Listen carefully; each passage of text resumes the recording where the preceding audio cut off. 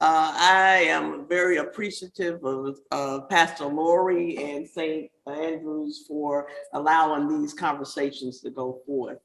Last week, it was a difficult conversation for me to talk about redlining here in Jefferson County, but it was a necessary conversation because I've learned that when you get angry, it's what you do with that anger that helps to facilitate change.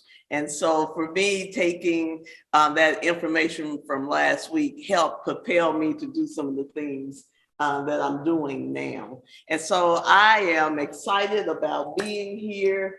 I am a minister, senior pastor at St. Peter's United Church of Christ, which is in the West End of Louisville.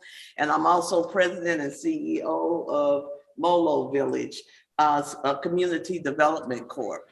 MOLO Village means welcome home in the Xhosa South African dialect. And as we go through the slide presentation, then I'll be able to share a little bit more with you about that. Thank you so much. For folks on Zoom, I'm going to mute you now, if you don't mind. And we're going to move to our slideshow. Sorry, let me just, I know, say hello to Lori, who's in the car right now. As long as she's not driving. She's not driving. She assures us she's not. I already did my part of driving. There you go. So this is the conclusion of your 4 weeks of Black history. And you will see that this is a picture, a colorful picture of a village drawn, an African village drawn by Carolyn Street. I want to begin by us talking about the past. How many of you are familiar with St. Peter's United Church of Christ? Or St. Peter's Evangelical Church, comma, United Church of Christ. I'm familiar. All right. Well, we're going to talk about that a little bit because it's important for us to understand where the church was, how it evolved, and where it is today. It was a German Lutheran church formed in 1847. So we'll be celebrating our 175th anniversary this year. And in 1904 and 1912 and 1952, there were additions added on to the granite part of the church. So on the left-hand side was the pastor's office, and then on the right-hand side of this building, which you can't see, was a nursery and a kitchen, and all of those were additions added on to this building that was actually constructed in 1894. In 1950, because of redlining, because of changes that were being fostered by the government, whether it was local or national, the neighborhood began to change. And it was once a German oriented community, but they put Beecher Terrace up. And as a result of that, it became a segregated community. In the 1950s, St. Peter's Evangelical had about 1,000 members in its church. Oh. A beautiful sanctuary. And by the time I got there in 2006, they were down to 15 active members. Of those active members, 12 were in their 80s and over, and the other 3 were in their 50s. And we have one gentleman who left because he did not want to worship with someone who looked like me. Mm-hmm. And so that began our journey, my husband and I, at St. Peter's. Mm-hmm. St. Peter's became a part of the United Church of Christ, kicking and stamping their feet in 1957 because they just weren't going to have it. And as I said, the name of the church, the legal name is St. Peter's Evangelical Church comma, United Church of Christ. Just to keep it. Jamesetta, when did it become an ER? It was Lutheran. When did it become ER? Somewhere in there, and I'm not sure of that history there. I haven't quite figured that one out. Jamesetta, who was the pastor there that you were student pastoring under? Reverend Diane Snower, you all, Diane Snower. She had become interim there, and you know, Diane is fierce, right? She has no fear, and she is who she is, and she was trying her best to evangelize in the community, and she was finding it difficult to make the changes that she was hoping for. And so I was at Plymouth UCC, and she invited me to move from Plymouth over to St. Peter's, of which I agreed. So you were a student pastor at Plymouth? I was a student pastor at Plymouth for a year and a half. And that was under? Under Tony. Okay. Yeah. Yes. And then I came to St. Peter's and been there ever since. Now, Yeah. what was the year when the community wanted the parsonage to be used for a daycare center for the community, and instead the congregation tore it down? That's the story I heard from one of your congregants. That's a story I don't know anything You know, I about. keep popping in there. I don't know anything about that story, but I will tell you about the parsonage and the nursery as we go through this.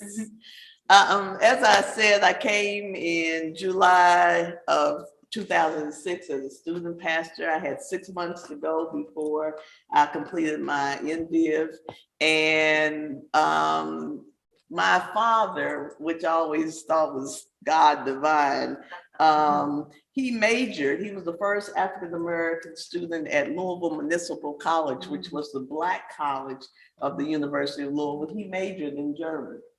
And for some reason, when he came back from the war, he was fixated with that language. And so I grew up with him speaking German. I don't speak any German, but I had an appreciation for the German culture because of him being there. And so that endeared me with the congregation there, because when they were doing their various celebrations or cultural celebrations, or are showing me around the beautiful sanctuary and all of the German names, I had an appreciation for that. And so I think that is what endeared me with this congregation. But as we were there, my husband and I, one of the things that we began to notice was the amount of poverty in the area. People were knocking on the doors. They were asking for food. People were asking if we had a recovery ministry. Did we have a clothing ministry? There was a lot of need. And how can you be in a church and ignore the needs of the people? And so we began to act out the gospel of Matthew 25, 35 through 36. When you were hungry, you fed me. When I was thirsty, you gave me something to drink. When I was naked, you gave me clothing. When I was sick, you cared for me. When I was in prison, you visited me. And so as a result of us beginning to walk in that calling, we found ourselves doing ministry and mission to 750 to 1,000 people a week in that church. They were coming we partnered with Dare to Care. We were distributing food on a weekly basis. After about 6 months, we partnered with them, and then we began to have worship service before we did the food distribution. That was on Saturday. We decided to have our own home group for AA. And that was dear to me because my father was an alcoholic. And so I knew and understood the trials and tribulations that many people were experiencing with that addiction. And so that was one of the first missions that we started, was a 12-step AA program, which is still going today. And so we found ourselves ministering to people in a building that was only partially being used. And it was only partially being used because the electric bill was $8,000 to $9,000 a month. Oh, my goodness. Yeah. They had steam pipes, and when one pipe would burst, someone who was a friend of the church at that point, a former, the grandson of a former member, he would come in and put in a new pipe, not letting the people know that that was adding additional stress on those old pipes. So we found ourselves spending close to $12,000 a month on utility bills. The boiler blew up. It was a 60-year-old boiler, and it blew up, and we had just started a capital campaign. And I know I'm off script here, but we had just started the capital campaign. And so because the church did not have air conditioning. And the boiler, I thought I was preaching good one day, and I heard a boom. No way. And it was the boiler. Went downstairs, the water was everywhere. Oh. But I'll tell you this story because we emptied all of our bank accounts, whatever we had, we emptied it, and we did not have enough. And we went to the Indiana-Kentucky conference at that time and asked for a loan. It was in October. And we asked them to support us for a loan. And they did, they offered the support, but when I went to the church building and loan fund, I said, we need $40,000. Jamesetta, you haven't been there long enough. You don't have no money in your bank account. You know, you got an unstable membership, and we don't know what you're gonna do. That was in 2007. And I tell you that, put a pin there. Put a pin right there. Let's move on. In 2011, I went to South Africa, and it was a life-changing experience. I went over there for race and reconciliation, but also to work with HIV and AIDS mission. And while there, we visited different people in the community. And there was this young woman, believe it or not, her name was Lydia. And she had been suffering with HIV for a while. And she had a young son that was about 6. And there were 2 of us, people of color, in this mission group. And when I walked through her door, she had a house. And when I walked through her door, she came up and she grabbed me. And she said, "Molo, mama, Molo, Molo, mama." And I didn't know what that meant, but I knew she was crying and I was crying. And I found out later what she was saying to me was, "Welcome home, mama, welcome home." And that stuck with me. And that is how we arrived at the name MOLO Village, because we wanted people, no matter what journey they had found themselves on, that they knew that God's house was a place for them to come home. The other thing that we learned while on that mission trip, there was a South African Presbyterian pastor there. And he had a truck, and he would take that truck and he would go to this spot and he would take the chairs off, and at the end of the service he'd load it back up and go back home, and then he'd come back the next day. He now had a congregation of about 2,000 people who were either infected or affected by HIV and AIDS.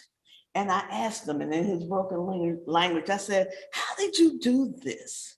And he said, we use what we got. We use what we got. And so I came back to Louisville, to St. Peter's, believing that until we used that entire building, whether it was falling down, whether plaster was falling, whatever it was, until we used it all, God was not going to bless us with more. And so we set out using every room in that 30,000 square foot building. And, you know, we asked for volunteers from the seminary. They came and they helped paint, and we plastered walls, and we just had everybody doing whatever they could so that we could make a difference in our community. And so the present, let's talk about where we are in the present. MOLO Village was established in February 2011. And the mission was to transform, empower, and to renew the lives of those we serve through education, community service, advocacy, and healthy living. We are in a community where we know we lack all of those things. Some by choice, a lot of it not by choice.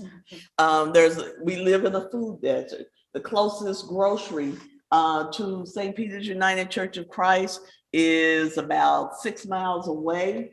And we're at 15th and Jefferson, and the closest grocery is at 26th and Broadway.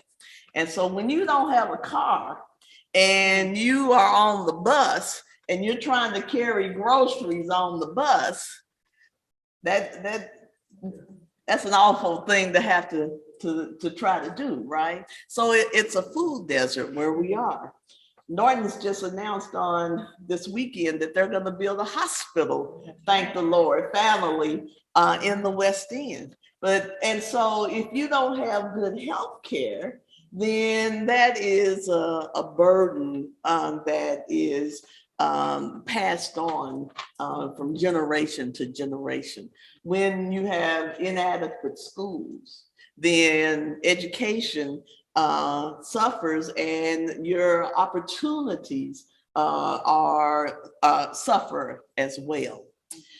Okay, and so our vision is to support the growth of healthy, engaged, and productive residents prepared to take their families and their neighborhood on a path to prosperity. And I'm not talking about financial prosperity. I'm talking about spiritual prosperity. I'm talking about physical prosperity. And yes, financial prosperity helps to bring all of those things together. So our structure for the MOLO Village is we operate under villages. There are 5 villages. Asuduku Village is our senior adult village. Asuduku in the African dialect means wisdom. I'm a senior citizen, so I think I got some wisdom to share, along with some of the other seniors that we minister to. We have a senior adults activity center where we now are doing what is it? Tai Chi. And they do ceramics, and they do pass the trash, whatever that is, some game, bingo, but all of those things that they like to do. But they come and they are excited about the fellowship, because for the last 2 years, they've been in isolation, right? And so this is an opportunity for them to come every Wednesday, and they're supposed to be there at 11. They start coming in at 10, and they're supposed to leave at 1. And most times they're there when I leave at 5. So they love them some village, but they do silver sneakers. And we also work with the Louisville Urban League, where they will employ seniors on our behalf.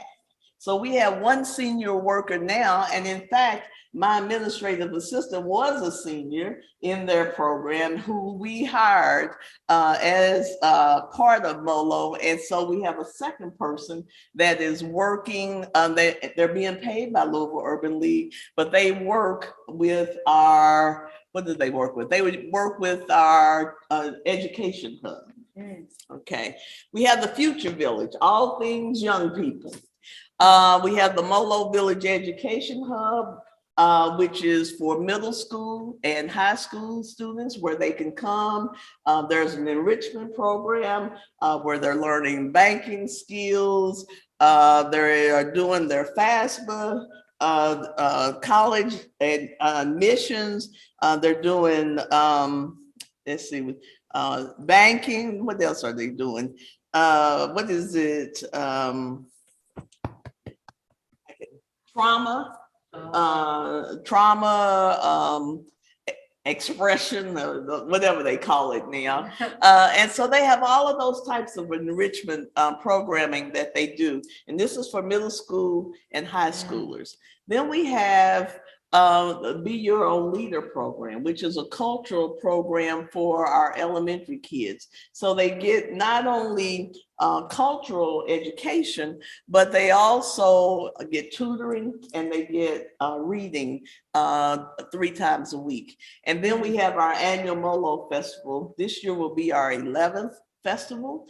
And we actually bring carnival rides into the community and food trucks and bounce houses and music. And it's just a whole 2 days of celebration. When did you do that? That this year will be July the 9th. And actually this year we have added to this an art show. So we're going to actually corridor off part of the park for as an art gallery. The Healthy Village is what it is. We do health education, we do health testing, or we will coordinate that. We have HIV testing.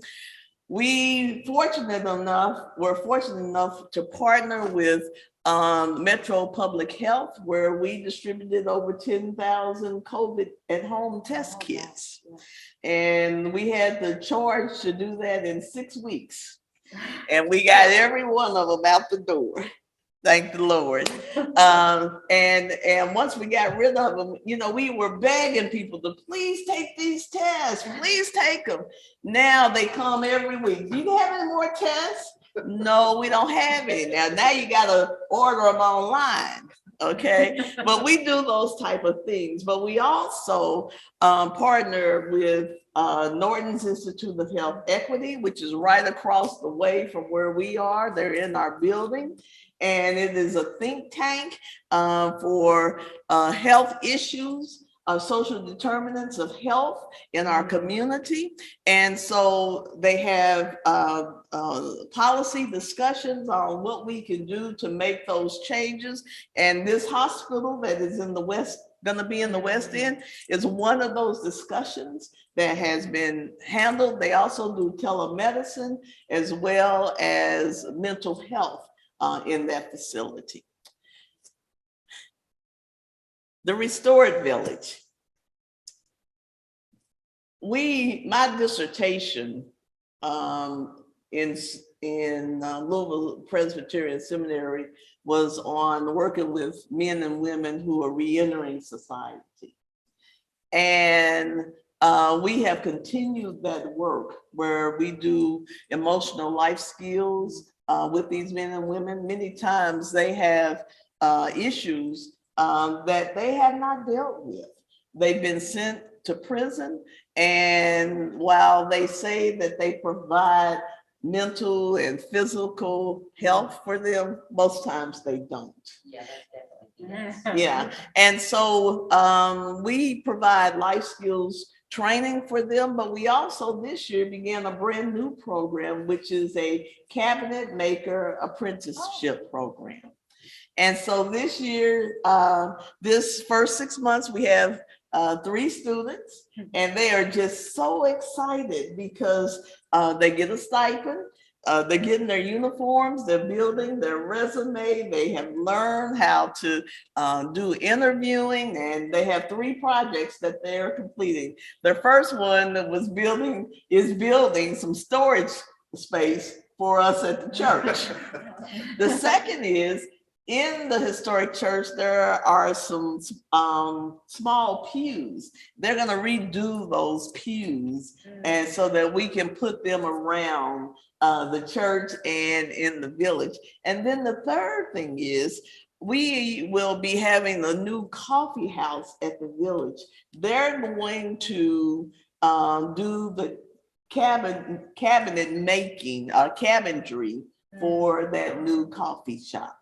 And so this gives them on-the-job training, but it also helps to build them a portfolio so that when they are when they have completed their sentence and they are on parole, then they have something to show in hopes that they will get a good paying job. We also have AA. As I mentioned, we started with AA and we still have AA. Now, we have 2 groups. One is the traditional 12-step group, and that's our home group. Our attendance is down because of COVID, but we're almost back up to 100 people in that meeting. And then we partner with Christ Church United Methodist. And they have a Christian recovery group that meets on the same night. And they have about 40 people that come to that meeting. And so that is our restored village. Now, one of the things for our people who are in our reentry program, they are required by us to do volunteerism. And so they are the men and women who support our Dare to Care food pantry. They are the ones that are packaging the food, greeting the residents as they come to get the food. Now, I'm proud to say that we have the largest food pantry in the West End. Right now, we distribute somewhere around 200,000 pounds of food annually to over 15,000 people. We have done this every week since the first week of July. And I can probably count on both hands the number of times that we have not been open. And the people that are running this pantry is the men and women who are part of the reentry program. The Empowered Village. I'll do the first one, the second one first. That is the economic development and the financial investment through the village at West Jefferson. And we'll talk a little bit more about that in a minute. But we were selected about 3 weeks ago to be a part of the new Mayor's Guaranteed Income Partnership, which is where 150 young people ages 18 through 24 are randomly selected, where they will receive $500 a month. And they don't have to do anything to get this money. All they have to do is be randomly selected. And it has been proven that this money helps them to have a better quality of life. About 95% of the money that they have received in other cities has gone toward transportation to work, has gone to purchase food when there was not enough food in the house. It's helped to buy uniforms. And what I'm saying to you, very little of it has been used for inappropriate measures. And so that's some of the criticism that everybody wants to talk about, but they're not talking about the success story that these young people now have, because they have enough income in order to be able to do what they need to do. And so we are fortunate enough that we are one of 6, 7 CDCs that have been asked to partner in this new pilot program. It started on February the 10th, and these young people are in the process of being selected now. They received over 3,000 applications for this program. They had to be in either Russell, Smoketown, or California neighborhood. And MOLO Village is doing 3 parts of this program. We are doing the onboarding, we're doing the benefits counseling, and then we are also doing the surveying. And so that, for me, I'm excited about that. How do you define young people? 18 through 24. Okay, 18 through 24. And that's just due to how much money you had to pick. We didn't do this grant.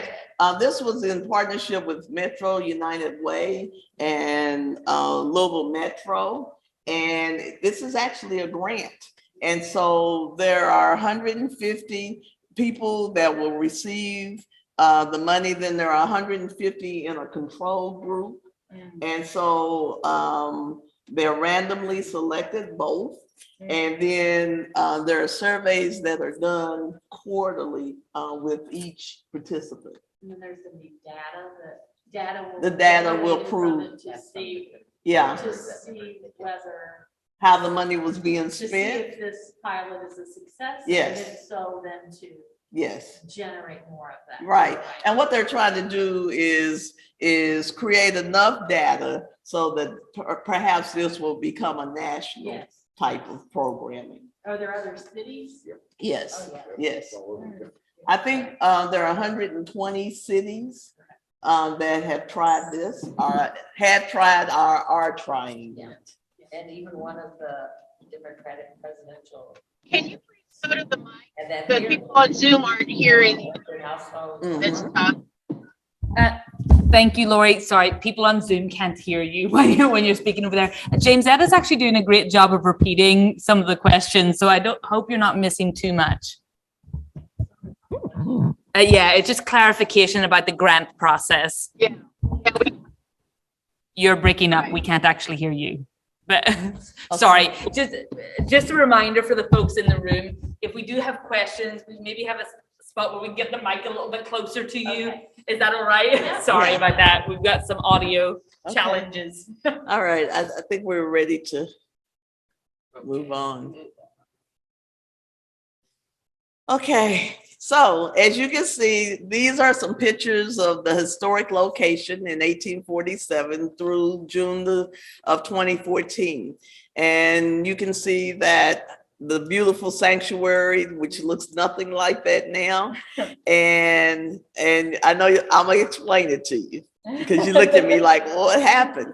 And then you can see where we were doing Dare to Care in the bottom left-hand side, and they call us Saint Eaters. It's because we are always eating, and so that was something where we were eating it.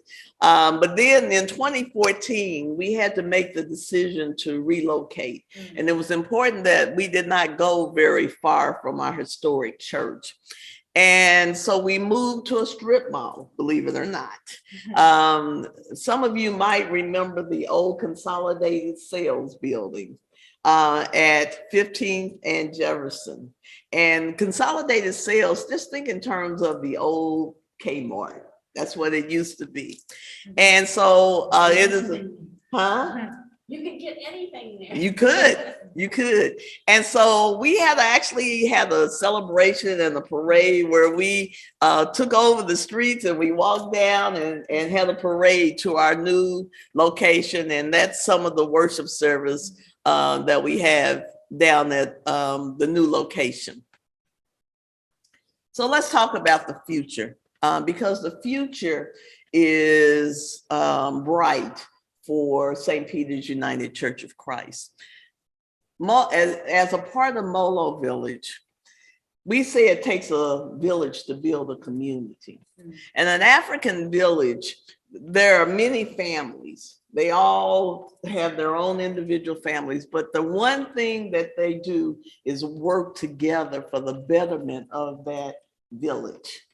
And so that is what we're trying to do. We know that we can't do it, all of this by ourselves, but collectively, if all of us come together and work together, then we can make a difference in our community. And so it takes a village. It takes all of us. St. Andrews has been very instrumental in supporting St. Peter's United Church of Christ. We've had voting, canvassing, and Pastor Lori was down there with me, signing up people to vote. But she's been instrumental in other ways. So it takes all of us. It takes the community. It takes the United Church of Christ, the wider church, and it just takes all of us putting in our little bit so that we can make a difference. Pastor Dugan would say, for God's economy. All right, so let's talk about the church building loan fund. Remember I said I asked for $40,000 and they wouldn't give it to me? Well, that was in 2007.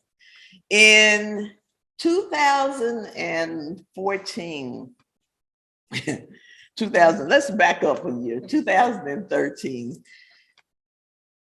plaster was falling. We had a child that had lead poisoning. We had black mold in the offices. We had water trickling down the walls. And I was just about at my wit's end. I just didn't know what we were going to do. And so I said, okay, you have not because you asked not. So I got the church building and loan application and I filled it out and I sent it in, and I got a call maybe about 2 weeks later. And that was this guy, he was just cracking up. And he says, Jamesetta, you know you can't pay back $1 million? And I said, yeah, I know, but you know, I'm desperate here. What else am I gonna do, right? Because we had an architect tell us that it was gonna take $7 million to do what needed to be done. And I was only asking for $1 million, surely. And so he said, you're a bold woman. And he says, we can't loan you that type of money because you can't pay it back, but we can help you. We have a program that I think will work for you, and it's called Partners in Vision. And the United Church of Christ Building and Loan Fund, I call it like the UCC's bank, right? But they have the oldest church building and loan fund in the United States, and they've been in business since 1853, right?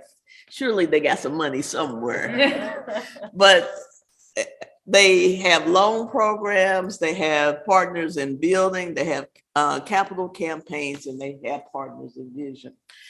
And so what he said was, I think that you all will qualify for the Partners in Vision. And that's where a church has bricks and mortar, but does not have the financial sustainability to maintain those bricks and mortar. But even more so, their ministry and mission is stifled because they don't have the finances to be able to do that. We were blessed. We owned an entire city block, debt-free. Those 15 members, when I buried most of them, but they left us a debt-free city block.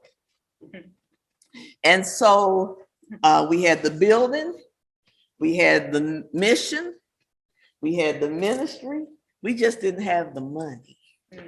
Okay, and so let's move forward. And so Partners in Vision said, okay, we're going to use you all as a guinea pig. You'll be the first church in the United States that will be in this program. There's only one other facility in this program, and that is the retreat center down in, what's the name of it? Yeah, Tony. North Carolina. Yeah, North Carolina. Can't remember the name of the- Yeah, but we were the first church. And they said, if this works, this will be a model for all churches in the United States, not just in the United Church of Christ, but in all the other mainline denominations that have churches where they have a deteriorating congregation, number in their congregation. They got these age buildings. They have all of this going on. And if this works, then you'll be a model. If it doesn't work, Oh. we didn't even get that far. And so what they did was, and you can move forward. What Patrick Dugan did, he is the executive director of the Church Building and Loan Fund, and you can see his credentials up here. But the PIV program was part of his dissertation for his doctorate. Let's move on just a little bit further. And so what he did was he says, okay, we're going to come in and we're going to do the pre-development costs for you. We're going to provide for you AIM Development Group, who is going to be your consultant. They're going to walk with you and teach you how to develop. They're going to make sure that you have everything that you need. We know that the property is at St. Peter's, and so St. Peter's is going, we're going to use the land there, and then MOLO, because of it being a separate company, they will become the mechanism in order to be able to do what we think needs to be done. Okay. So we moved to, and tell me, keep me on. You're good. Okay, we moved to the strip mall, and as a part of that, one of the things that happened was I became a Bingham Fellow. And as a Bingham Fellow, that initiative for that year was reimagining West of 9th Street. And in the same period of time, there was some killings down in the West End that made making these changes more necessary. And so Tim Berry, who was the director of Louisville Metro Housing, said, well, I was successful in getting some HUD grants before. We're going to apply for a choice initiative. It's a new type of grant where it will bring housing into the community, but it also recognizes that housing is not enough, that you got to bring jobs in, you got to help the school system become better equipped. You got to have grocery stores. You have to have resources for people. You just can't put them in a house and expect that to be sufficient for them to do better. And so as a part of this new initiative, I'm always putting my foot in first. I agreed to be co-leader of the People's Task Force for this grant.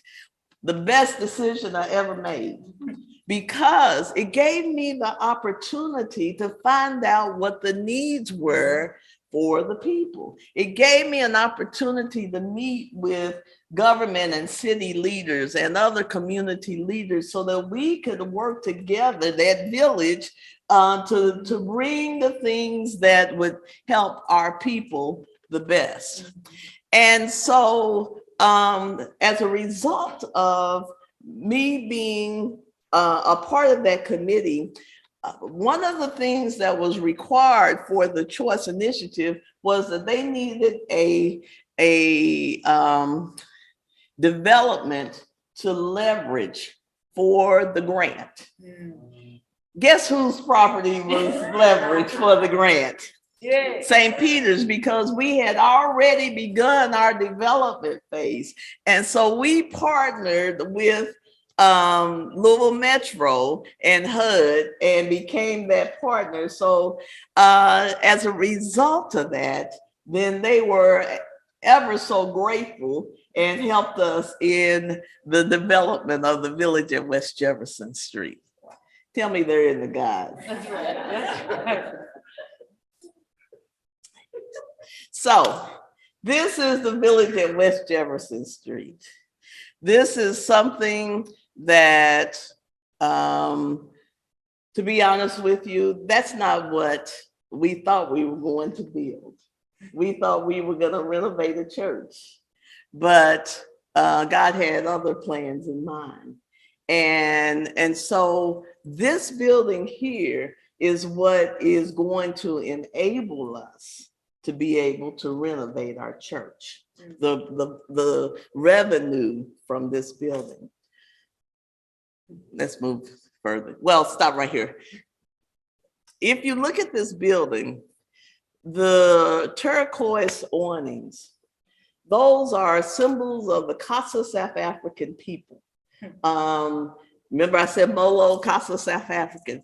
Those are symbols of the Casa South African people. If you look at the very top, you'll see some circles or ovals like.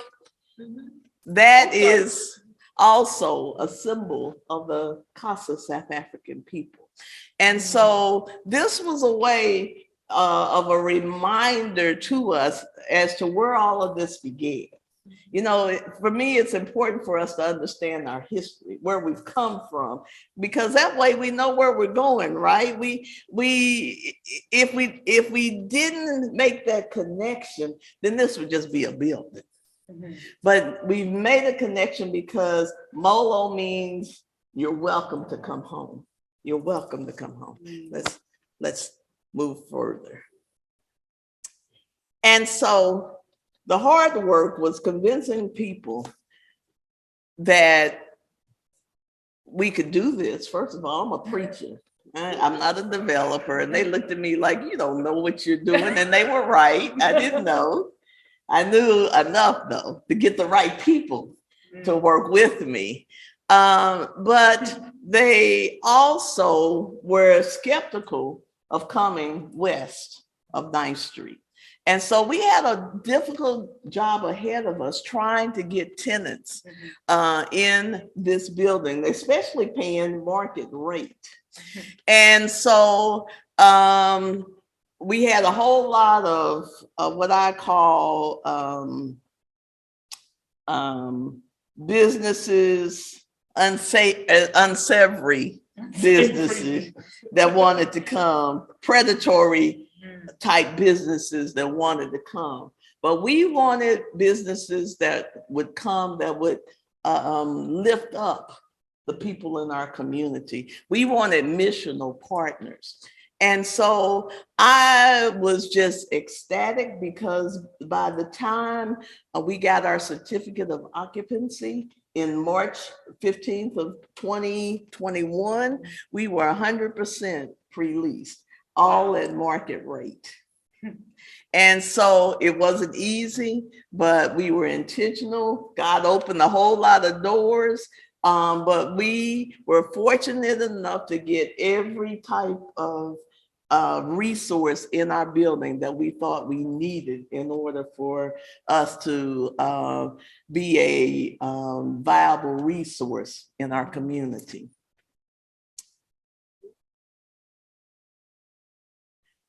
So in the construction loan, we had the United Church of Christ. Remember I said they wouldn't give us $40,000. Well, they were the main partner. They not only gave us $4.8 million toward the construction, but they in turn have taken the long-term loan on our behalf. And so we've gone from 40, and I learned $40,000 to $4.8 million. Of course, St. Peter's contributed the land.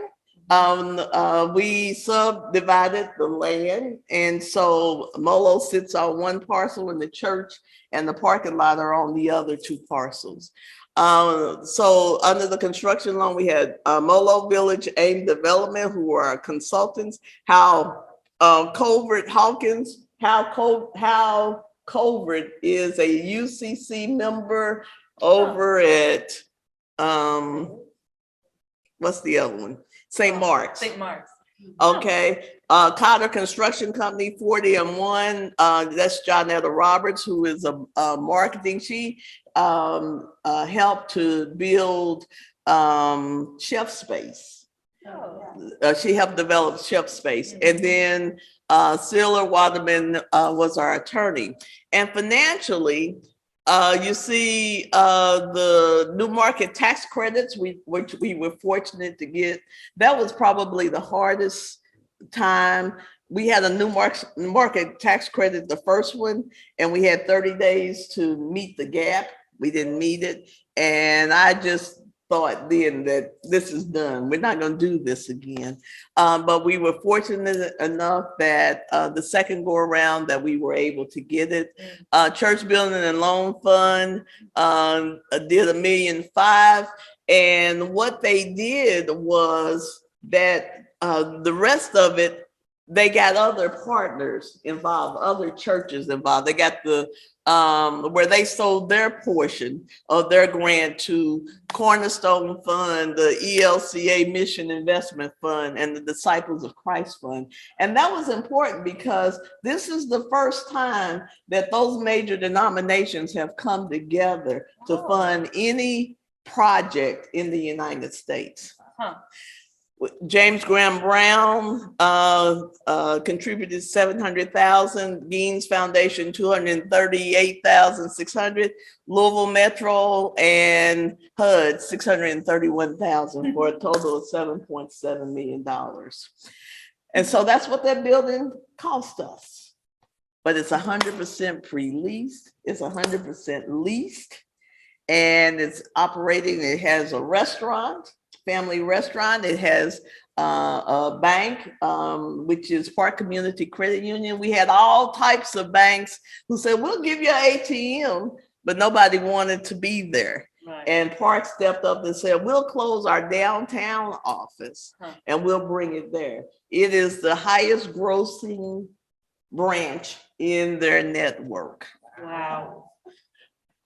Ohio Valley Education Corp., which is a learning center for young people. They have spaces for 75. They do Head Start.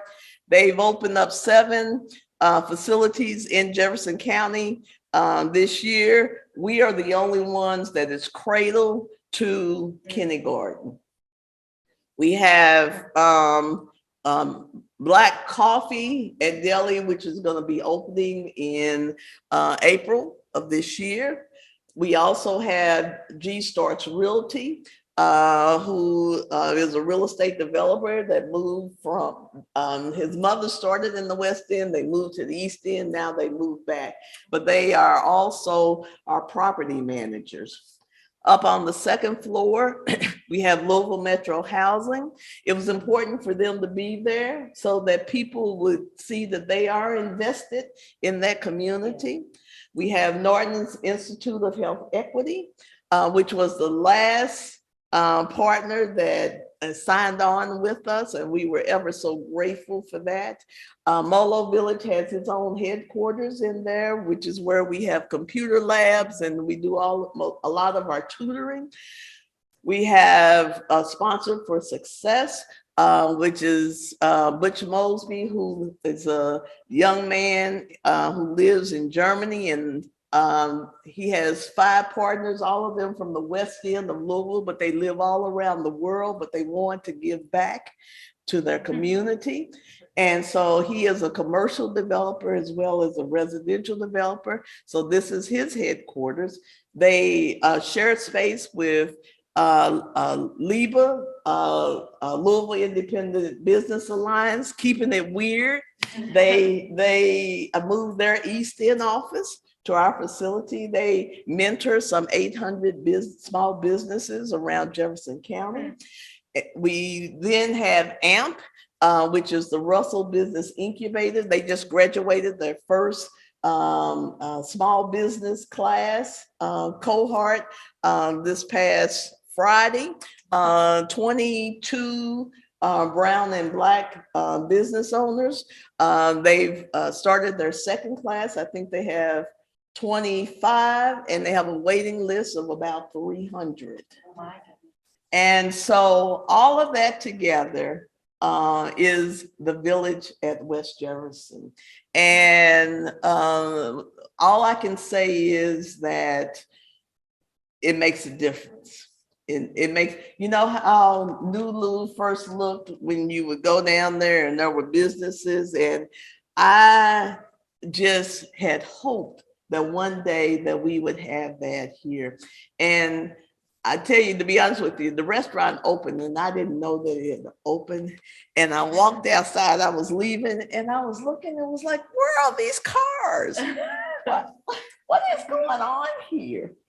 And it dawned on me that the restaurant was open and people were walking in the bank and children were walking and leaving and it was just so much activity. And you know what? And I just had to have my shout. I just had to have a shout moment because I just never believed that I would see that that time. And so this is just the beginning. Let's keep it going. So we did the groundbreaking on January the 28th, and you can see we have our little shovels and hard hats on. And then we did the grand opening on July the 9th. Cheryl, you were there, weren't you? No, I You don't weren't think I was- there? I think I was out of town on that. Okay. Rachel, I think. All right. Yes, that I was aware of it. that was a celebration. So this $7.8 billion development is designed to bring $27 million back in our community. One of the things that we found out was $85 million was leaving our community every year. Why? Because people have to buy clothes, they have to eat, they have to travel, they have to do all of those things. And so that's income leaving our community. And so that's infrastructure dollars. So, you know, broken sidewalks and streets not, you know, leveled and lights not working and all of that. That's where that comes from. And so that money was leaving our community. So this development is designed to bring $27 million back. Is it what we want? We would want more, but it's a beginning, right? It's a beginning. 102 jobs. One of the things that we determined in all of those manufacturing companies down in the West End, less than 100 people in Russell were being employed by those companies. They were bringing people from the outside. Well, why are you doing that? Because they don't have the skills. They don't have the education. So that's why what we're doing is so important. And then we're expanding local services. So now we have restaurant, coffee, health and wellness, job training, entrepreneur and business support, and social services. So these are our tenants for our community, everybody here, and then at the bottom, those are our investors. So that looks like a village to me. That looks like people participating in trying to make a community better. So is the restaurant, which is the Dripping Crab? Yes, the Dripping Crab. Yes, and it doesn't stop here because we just started doing conceptual drawings of the renovation for the historic church. We had a 10-year plan. We are 7.5 years into it. They have 2.5 more years to finish. I'm going to enjoy it for maybe 2 years after that, then I'm out. Not gonna happen. Not gonna happen. But we are doing conceptual drawings now for the historic church. One of the things, there were 5 phases for us. One was to move. The second phase was to build this building. The third phase was to tear down the back portion of the church, which were the newer parts of the church, but were causing the most damage to the church because they had flat roofs on it and the water was just seeping down. The next phase is to renovate the church, and then the 5th phase is for us to move back. And so it is our hope to begin the renovation of the historic church in 2022. But it's not going to be just a traditional church. What it will have in it is a chapel type worship facility. It will also have some event space, perhaps a commercial kitchen. We're going to put a 2nd floor in for other tenants. And then we're going to build additional space on the back part where we tore down for additional tenants. Because what we understand is, first of all, we don't have to have a museum to worship in any longer.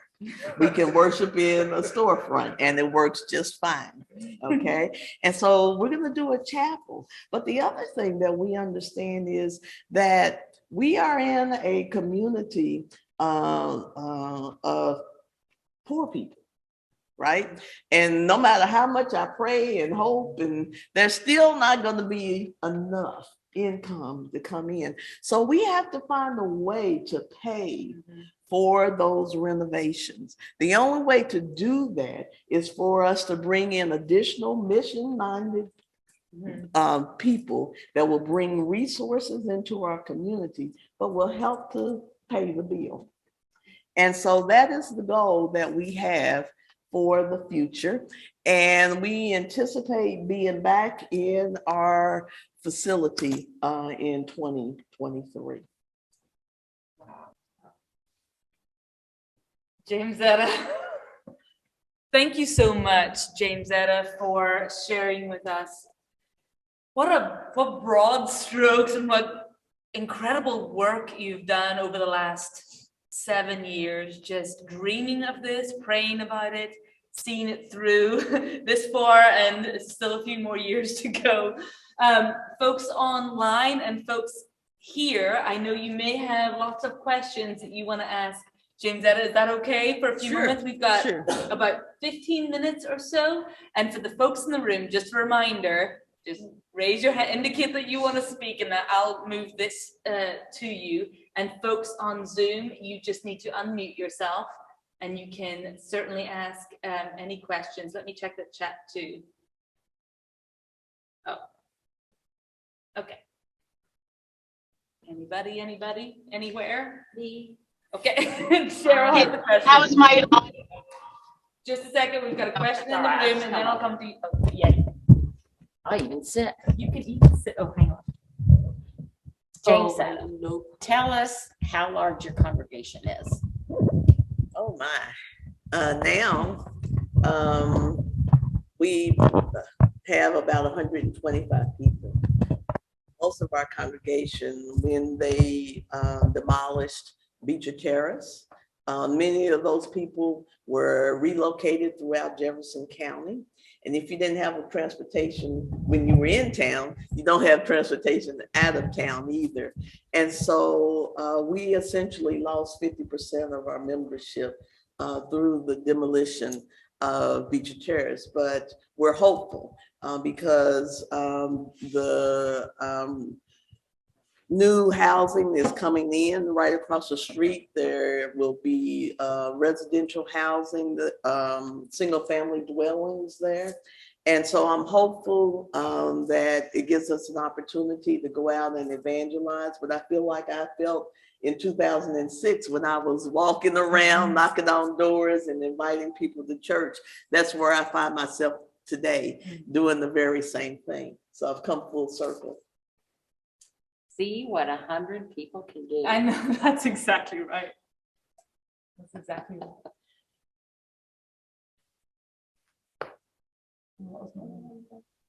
Yes, Lori, sorry, did you have a question?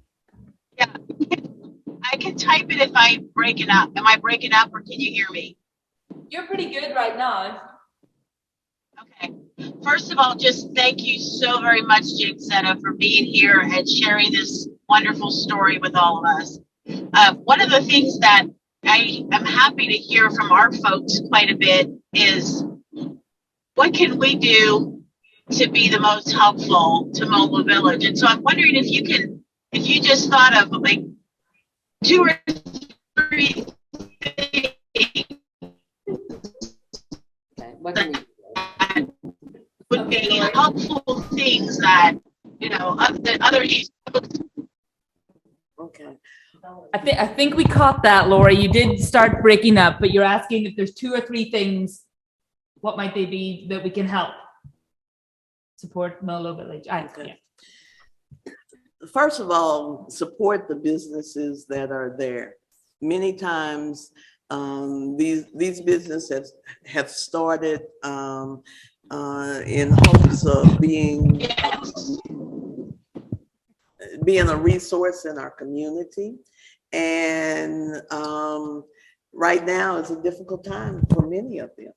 COVID has affected them just like it's affected everybody else. So they need your financial support. They need your patronage to continue to stay in business.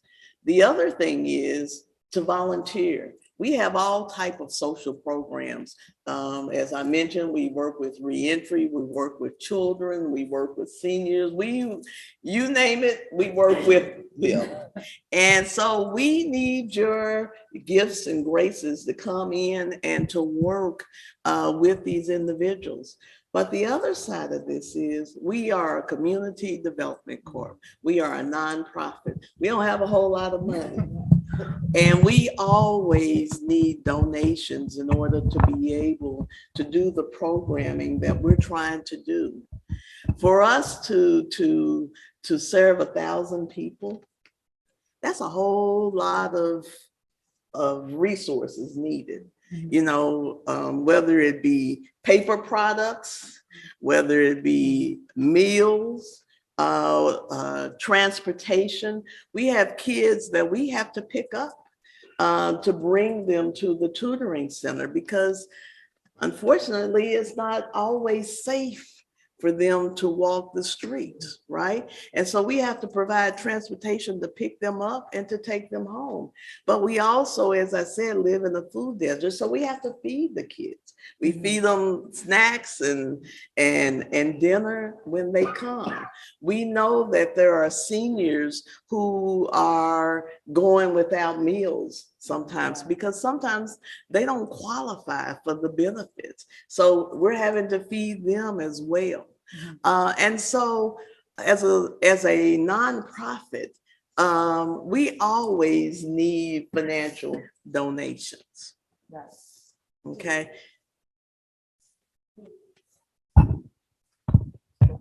Little closer. You said you always need financial donations. Is that what you prefer? Or would you also need like certain items donated, like you said, snacks for the kids or things like that? Or is it better to do financial donation? You know what?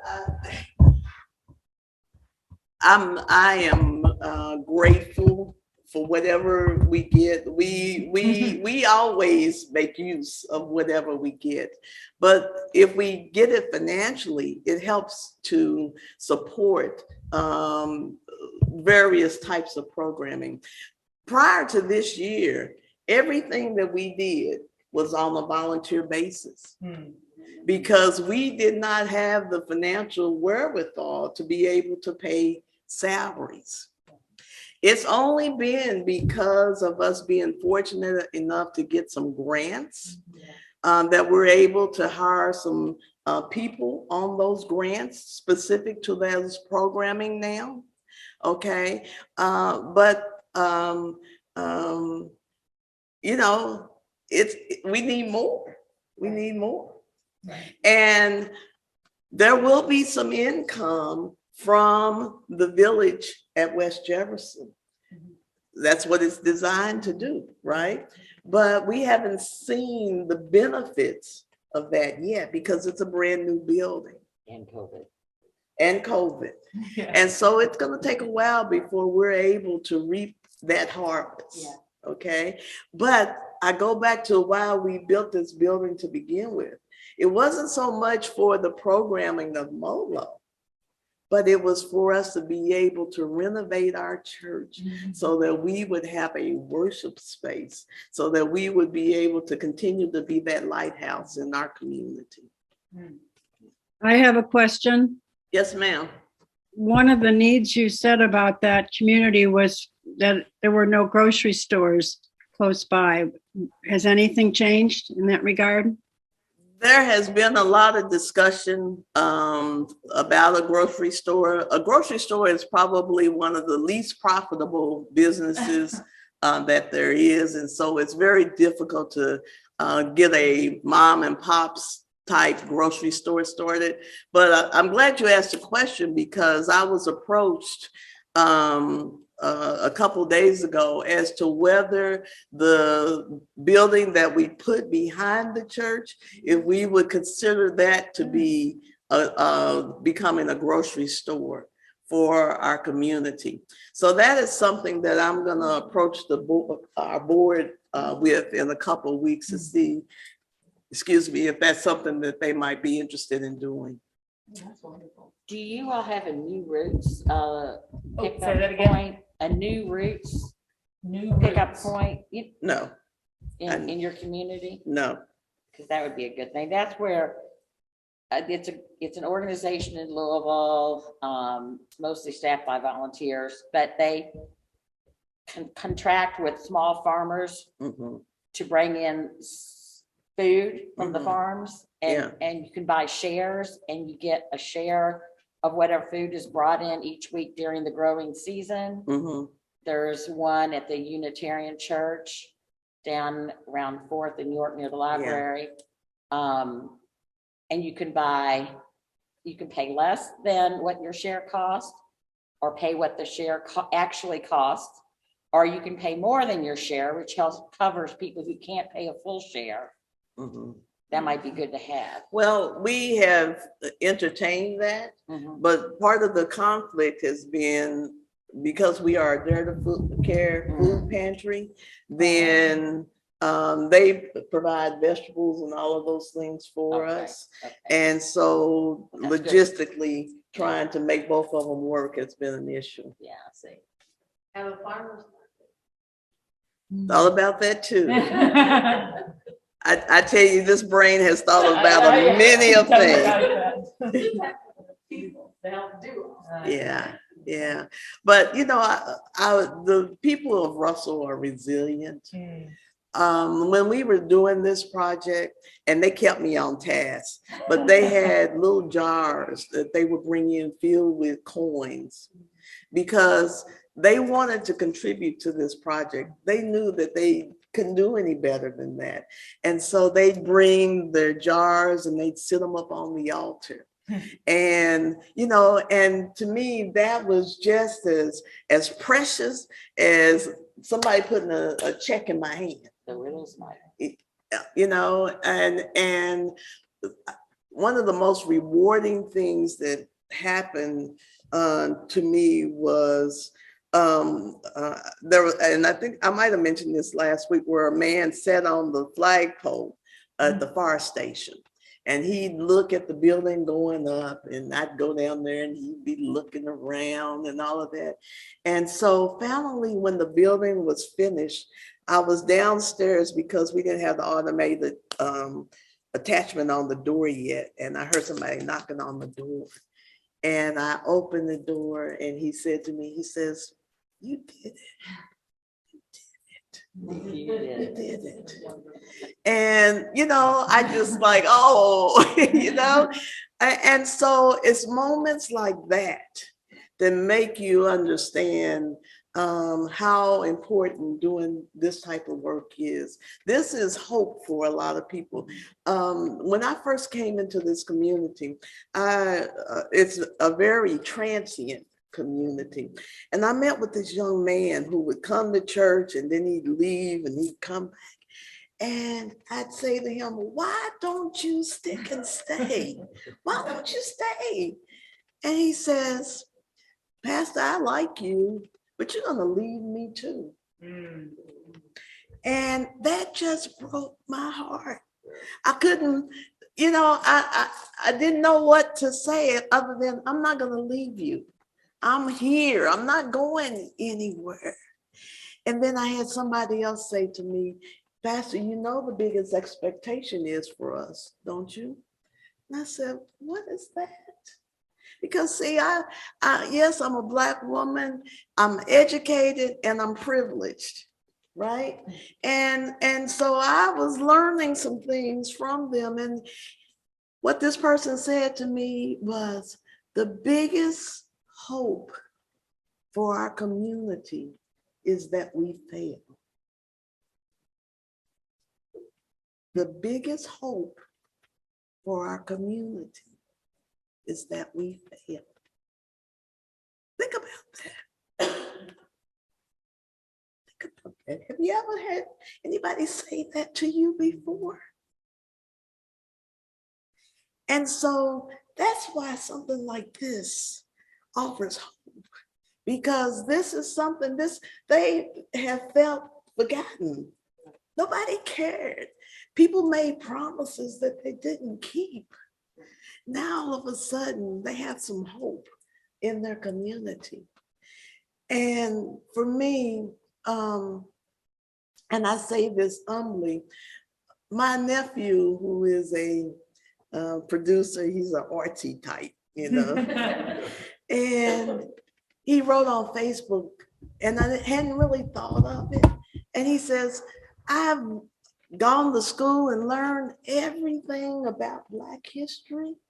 But he says, my Aunt Jam is making Black history. And I thought, wow, I have never, ever thought of it like that.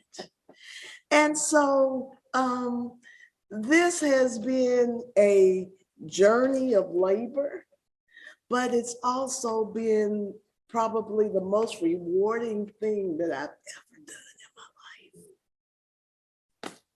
in my life. I was at St. Peter's worship one Sunday.